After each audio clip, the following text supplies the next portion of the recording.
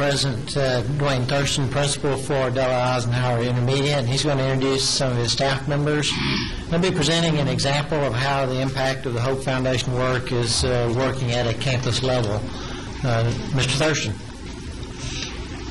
Good evening, board members. Mr. Newsom. We're here to talk a little bit about the Hope Foundation's initiative of Failure's Not an Option. And I could tell you how great a program this is, and it is. And I could tell you the difference it's making in the lives of our students, our staff, our parents, and our community. But I think it will be more powerful if we let talk some of the people who are doing their work where the chisel meets the stone. And so I'd like to introduce Juliana Gregory, who teaches 6th grade math, and Robin Ranierson, who teaches 5th grade language arts at Eisenhower Intermediate School. Good evening. Ms. Gregory and I are honored to be able to talk to you about Failure's Not an Option tonight because we are so excited about how it has impacted our campus. And we are excited because it's not just another program that brings about a quick fix or a short-lived change.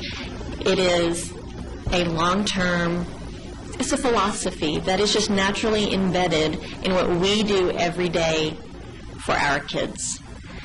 It has allowed us as a campus and as a staff to examine what we already do for kids and understand that we're doing good things already, but there are more wonderful things that we can do. It has encouraged us to come out of our classrooms and dialogue and collaborate with one another, not just with our colleagues, but with parents, with other members in our community so that we can be one large learning community. It's not just us and them. It's not just teachers and students. It's everyone together. And it has just brought about some wonderful change on our campus so far. And Julian is going to tell you about just one specific example that we have implemented on our campus. Thank you again for having us tonight. What I want to share with you is our mission and our vision statement. It's kind of like your building plan. It is our system for making sure that we have checks and balances in everything that we do. It drives our philosophy. It drives our day as we get up and interact with our students and our parents. So one thing that I wanted to highlight is our vision statement. We've taken the 6 principles and we have broken it down to very specific things that we want to accomplish. So there are goals and objectives that we have set for ourselves, for our students, and our community. And if you go through it, I could read it, we'd take there all night long. But if you have any questions, at your own time, come speak with any member on our campus. We'd be happy to share any specific questions you might have about our vision statement and what those 6 principles and how they have guided us.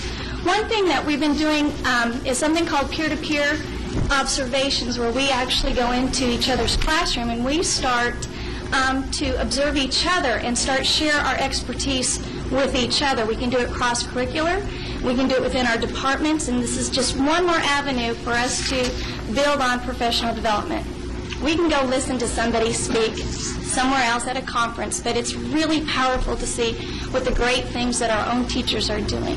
So I know that's our time, but we want to thank you for allowing us to come and share with you a little bit of what we're doing at Eisenhower. Thank you.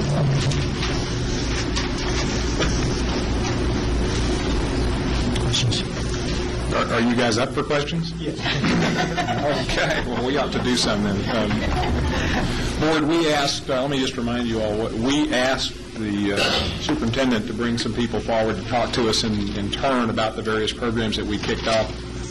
So this is our opportunity to kind of make some of those inquiries, not only of the Eisenhower staff, but Dr. Morrison's here and anybody else we want to talk to. So this is your chance. Mr. Moore, you can be ours. I'm sorry, I can't recall your name. I'm Robin Ranierson. Thank you, ma'am. What's the big difference between Hope and what we've been doing in the past? Really, it's not anything terribly different. Okay, it just makes us more aware of what we are doing that is correct and that is good for kids, and it enables us to focus on what we can do, continue doing what we're doing, but do it better. Okay. As a parent, when I go into either the high school that my son attends or the middle school or the intermediate, how will I see hope? How you know what I'm saying? How will I experience it? What will I be looking for? Well, I know that on our campus, there will be a great deal of evidence of relationships between staff and students, because we know that when you have that relationship, learning and a willingness to learn comes more naturally, and I think that's probably one of the biggest ways. We are collaborating with one another, we are collaborating with students, we are building those relationships, and it's evident, and you would see that in the way that we interact with one another and with our students. It almost sounds like a culture change. I would think so. Philosophy, systematic change. It gives us a framework in which we're making sure that we're meeting those goals that we set up for ourselves. Are there measurable parts to it? Yes, very much so. Okay, cool. Holding accountability systems are built in there. And you asked about how would I, as a parent, see what it looks like at the school. One of the big principles that we're focusing on now is the involvement of parents and community in our school. And at a faculty meeting we had a few weeks ago, we sat down and brainstormed, how can we get more parents involved in our campus? Not just the open house, but what are some creative things that we can do to draw in parents who may be reluctant to come into school? And we came up with just a list of ideas, and we're going to see what works and see what doesn't. Good deal. Thank you. I would like to offer a reflection. I think the one key thing that you would think about is what is different before versus now is the difference between I won't say tremendous incidental options of looking at some of these issues, but now a very deliberate, scheduled, a process way of looking at all of these things that impact student learning, as opposed to doing them, saying, intermittently on occasion by direction of either administration or the campus itself. And that has been a consuming thing and a passionate thing that you see campuses get very involved with, I think sometimes emotionally and certainly from their own interest and own personal passions. Sure. Please. Tonight, the middle school that one of my sons goes to had an open house, and he should have told us about it before spring break, but he didn't. So we found out about it this afternoon. I hope one of the discussions you had in your brainstorming was communication. While my son should bring that home and let us know about it, he didn't do that. So it'll cost him his phone for a few days. And that happens with the high school kids too. So hopefully some of that discussion was centered around communication as a backup to what they should be learning to do anyway. Not your responsibility, but it would help a bit. Absolutely. I appreciate it. Thank you. Cindy, go ahead, and then I'll go after you. And you're in year 2 of this? Yes, ma'am.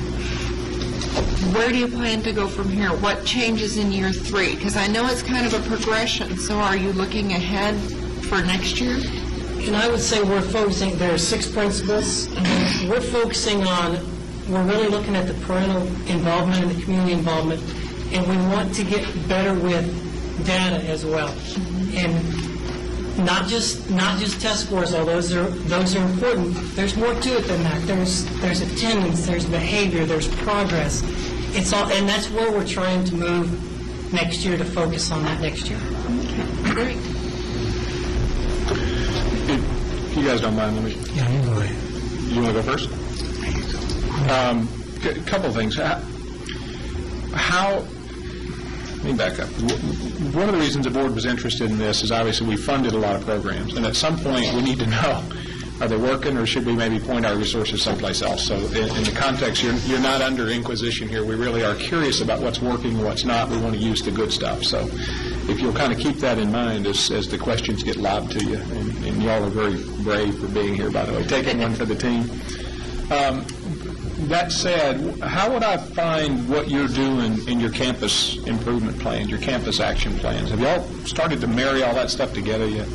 We have, in our campus action plan, we have SMART goals, which are measurable, which was asked about, they're time-specific, and they cover everything. They cover the involvement of parents, they cover the achievement of students, staff development, collaboration, leadership. We are just started a new campus plan template last year, and we are beginning to make those fit together much better. So how is it different than your goals today in context of hope versus, say, wanting to take back 2 years ago and now we're reading your action plan? They're very specific. Instead of saying that we want all of our kids, we want 90% of our kids to master 90% of the objectives, we are very specific about where we're at, where we want to be, and what steps we're going to have to take to get there. It is very specific, and it's very systematic in the way it approaches. Everybody, we were all pulling the same direction, but now we're pulling the same direction as a team. Pastor Evans, from the community perspective, how would you gauge the community's involvement or buy-in to what has taken place the last couple of years? I know that focusing on the community it was one of our weaker areas, and at our training we filled out rubrics and figured out this is what we need to focus on. And so I know when we had our last faculty meeting, that was one of our goals. Right now, it's not where we want it to be, and that's something we're going to focus on in the next year especially. And again, our focus is not just trying to bring the community in. We are also focused on going out into the community to build more of a trusting relationship with parents and other professionals in our community. Okay. And by the way, we have our community car wash coming up on April 4th from 9 to 12. It's free. We don't take donations. It's just a way for our kids to serve and give back. Anybody comes in, we'll wash your car. You may need to get it washed after you leave our place. The thought that counts. Need a good rinsing anyway. Good deal. Thank you. Max, you have other questions? I'm good. That's good. That's good. Well, so let me try another one then. So when you introduce something new like this, you know, I've always found that life is kind of a bell curve. You get those people on the front edge that'll go do it before they even really understand what it is, but the enthusiasm's there. You get those people on the trailing edge that, I'm never going to do this. This is a dumb idea. And most people are kind of in the middle. They'll come if you talk to them. They'll come if you can convince them. I expect, just because people are people, that you went through that in your campus. You've only been doing it for a couple of years. How many resistors do you have? Don't name them. Just how are you getting this thing put into your culture here? You always have the enthusiastic adopters, and I can bet I can guess who 2 of them from your campus are. But what about everybody else? This doesn't work if everybody doesn't play. Well, I'm going to tell you, first of all, this is a great staff on this campus, and they buy in. And this stuff, these 6 principles are stuff that's good for kids, and it's good for education, and it's not like you look at it and go, oh, that's a bad idea. It's not. It's stuff that we need to be doing. I'll let them talk about the resistance. I did not see a whole lot of resistance, but I think because it's not a program, and in education we always get those programs. This is not a program, this is a process, and it's about a systematic approach to what we're doing. So we get a lot of validation by going through these 6 principles. We see where we're strong. We get that opportunity to evaluate what's good. Sometimes we do things and we think it's great just because we happen to like them, but now we look at why they are good and then build off of that, piggyback off of what really is the success of that model, or that, I'm not going to say program because this isn't a program, it's a systematic approach to the programs that we already have going. So it's a way for us to make sure that we're on the right track. I think having been in education for a while now, yeah, it's really hard when somebody throws something out at you and say, now try this. That's not this. This is, look at what you're trying, and let's go through these principles and see how it really fits. Is it really a vehicle? And because I'm a shareholder, I'm a stakeholder in this, there's not a resistance in me wanting to work smarter, not harder. And I think that's truly where the buy-in comes in, because what we see what we're doing is either working or not, you move forward, like a plan, do, study, and act it. I mean, it's a systematic approach. It's not a program. So it's really kind of opened up to all kinds of ideas. So nobody's getting shut out by, if there's something that you really like and feel very strong and passionate about it, you still have that opportunity. Just let's see if it meets these principles, and if it doesn't, we know we're on the right track. If it doesn't, then maybe we're spending a lot more time doing something and getting a smaller bang for our buck. Does that kind of make sense? Yeah, it kind of does. Your comments are interesting. When Dr. Morrison was first presenting this thing to us, one of the obvious concerns was, here's the next program of the day, and why should this one be any more effective than the last one? So your comments are interesting that you would put it the way you did. I would also add, if I may, that our attitudes and our enthusiasm are a trickle-down effect from this man. He has such enthusiasm and passion for doing what's good for kids, and it just spreads. And he models that for us as well. And his excitement for this philosophy and this system helps us to buy in as well.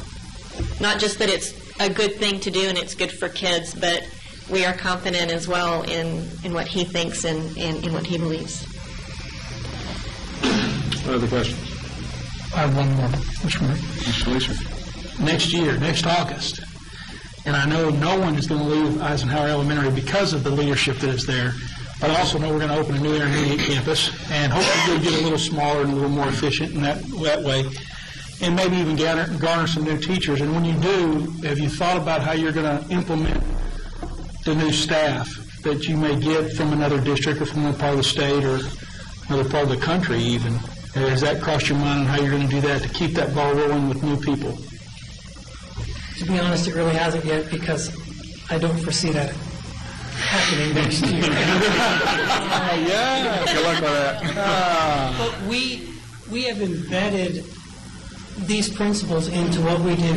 I mean, one of the big things next August, and if you're new at our campus, you're going to be involved in this, we're going to go out and meet the neighborhood. And that's something that some of the other principals here have done that's great. And we're going to try and go out and do that as well. Let's go to the parents. Maybe that will get them, build that bridge for them to come to us. Very good. That's good. How does this program go down and touch the kids? In other words, do the kids know we're doing this? And if so, how do they know? Or is it strictly at the level of the staff and, you're doing it, but if I was a kid that was there 3 years ago as a fifth grader and then the next year as a sixth grader and we implemented this, would I know there's a difference going on other than hopefully I'm learning a little better, but the kids don't know that, why that's happening? I think it's what we're looking at is not a program, it's sustainable systems. And because we don't want to do something short to get an immediate result, but I'd rather, what this program is about, it's about us planning out and doing some things that are seamless, so it's not going to feel like something's been done to you. There's not anything that's been done to me with this process either. It's a process that we're going through. And as far as the children's impact to it, I know as a teacher it makes me a better teacher. It's holding me accountable for the things that we believe really need to be happening. So I think it's an embedded process. So the kids really don't know what's going on. I mean, they're hopefully seeing better teachers and better things happening to them, but they're not sitting there going, oh, we're in the HOPE program every day or anything like that. So, right? Yes. Okay. Are your colleagues at other campuses as enthusiastic and tied into this thing as you guys are? And I mean that because across our workforce, campus to campus, we had hoped this program might bring common methodology, common process, common vocabulary, things like that. Are you seeing that or not? And I do see that in some places, but like you mentioned, there's bell curve of sometimes it takes a little while for the ball to get rolling a little bit. Hopefully we're on the front end of that ball rolling and you pull some people along with us. But there's some schools doing some great things with this initiative. And we get the benefit of always meeting with them, or when I say always, we get to meet once every 6 weeks with the other campuses, and that's been professional development 101. I want to hear what they're doing in COBOL from a vertical standpoint. Are we all getting on the same page? So what y'all are doing and have allowed us to do is do some vertical planning and discussions and peer-to-peer. We want to go see what's going on in the middle school so we can bring it back and then make sure that what we're doing is really setting them up for success later on. So to me, that's a very powerful piece that opportunity to communicate with other campuses. We've learned a lot from them.